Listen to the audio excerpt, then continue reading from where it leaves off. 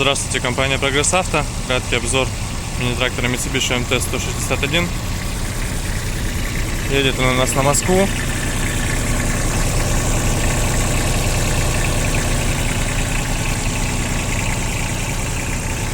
Левая передняя,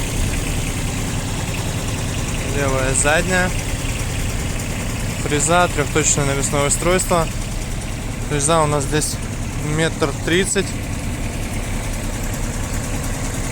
Я думаю, состояние шин видно.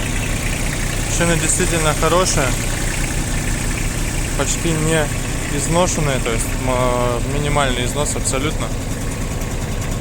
Трехточка вся родная, то есть это краска, все родное. Состояние ножей на фрезе, они около новые, то есть красочка чуть-чуть с них стерлась, успелась. Все остальное прямо новое. 341 моточас наработки.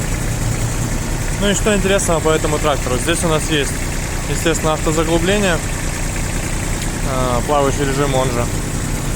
Есть, что интересно, ну что присуще обычно тракторам Mitsubishi, реверс.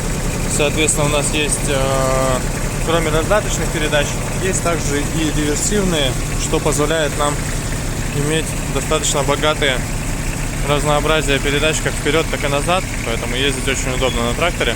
Естественно, есть функция быстрого разворота и гидроусилитель руля, поэтому тракторочек, я думаю, по набору функций очень богатый, почти максимальный, так сказать. Компактный, с хорошей мощностью, полноприводный тракторок. Ну, естественно, по наработке, я думаю, по состоянию все понятно.